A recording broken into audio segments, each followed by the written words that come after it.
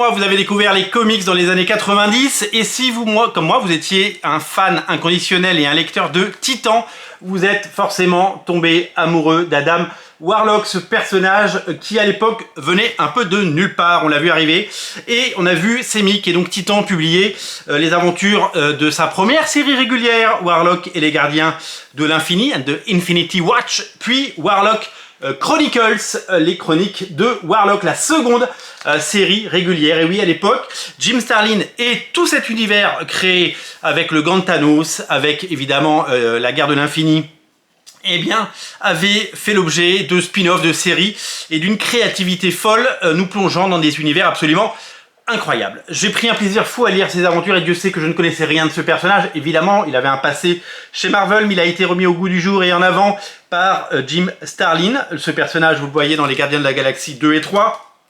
C'est un héros absolument fabuleux. J'ai pas encore vu les Gardiens, donc on en parlera quand je l'aurai vu.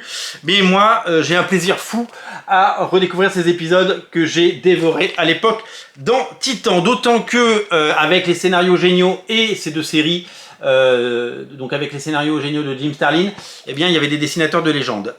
C'est Angel Medina qui dessine la série principale, la première, Warlock et les Gardiens de l'Infini. Dans cette intégrale, vous retrouvez les épisodes 14 à 22 et vous retrouvez les 5 premiers numéros de la seconde série Warlock, qui elle est dessinée par monsieur, je dis bien monsieur, la légende, le fabuleux, l'incroyable Tom Raney. Je me souviens de cette couverture qui faisait la couverture de Titan, les chroniques de Warlock, Warlock Chronicles, cette couverture absolument fabuleuse qui sert de couverture à cette intégrale et qui était déjà une couverture de Titan. Quel souvenir, c'est tout simplement incroyable et fabuleux de retrouver ces épisodes. Évidemment, cette intégrale fera l'objet d'un page à page très vite. On va redécouvrir ensemble la beauté de ces pages et on va surtout redécouvrir un dessinateur, le troisième dessinateur, puisque sur la série principale, un autre dessinateur vient prêter main forte. Il s'appelle Tom Greenberg, c'est ça, si je ne me trompe pas, je vais vérifier. Tom Greenberg, exactement.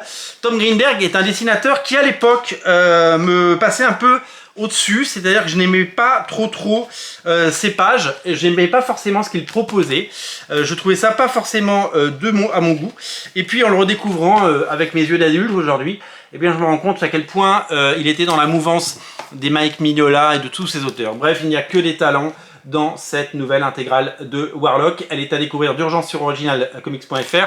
Je vous mets un lien dans le descriptif de la vidéo. C'est une merveille et on en parle très vite dans un page à page. Je suis content qu'il y ait des films, même qu'ils soient bons ou mauvais. A priori, Les Gardiens 3, c'est plutôt bon d'après ce que j'en lis.